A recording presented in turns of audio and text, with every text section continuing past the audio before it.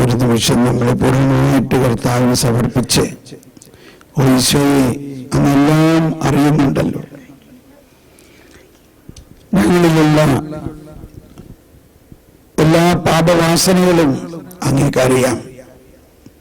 അങ്ങയുടെ കൃപ ഞങ്ങളുടെ പാപത്തേക്കാൾ എത്രയോ വലുതാണെന്ന് ഞങ്ങൾ മനസ്സിലാക്കുന്നു.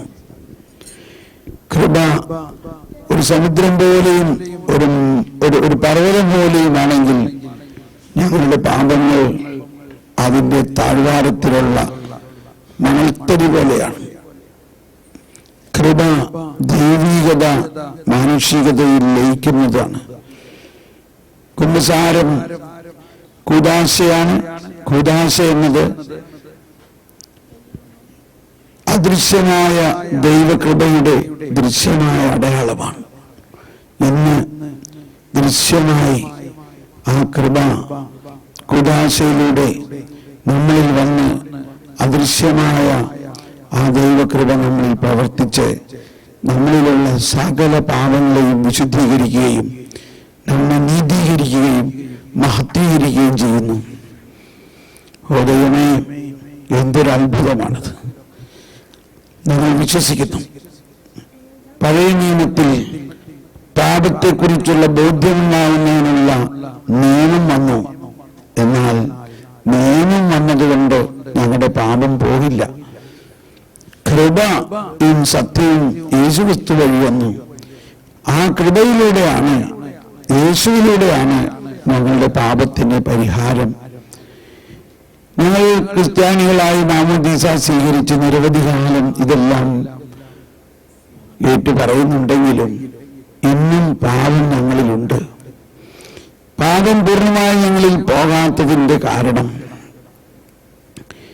ദൈവമേ ഞങ്ങൾക്ക് വെളിപ്പെടുത്തി തരണമേ. ഞങ്ങൾ അതിനെക്കുറിച്ച് പശ്ചാത്തപിക്കുന്നു. പ്രധാനമായിട്ട് ഞങ്ങളിലുള്ള ഫരിസേയ മനോഭാവത്തെ, അതാണ് ഞങ്ങളിലുള്ള പഴയ തോൽക്കുടം.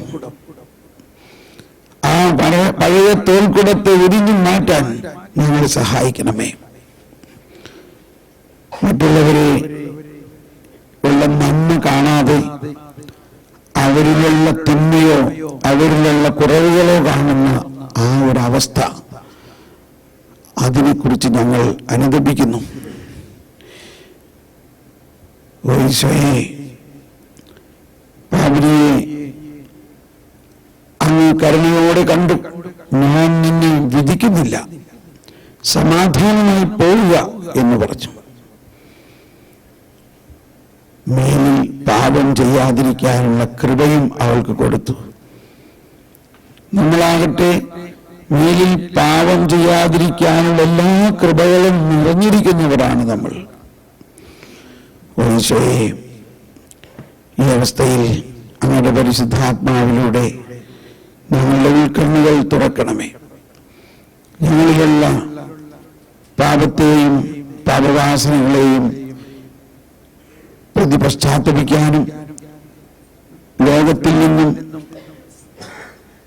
കരുണയില്ലായ്മയിൽ നിന്നും അങ്ങയുടെ കരുണയിലേക്ക് മനസ്സ് തിരിഞ്ഞ് മാനസാന്തരപ്പെടുവാനും ഞങ്ങളെ സഹായിക്കണമേ.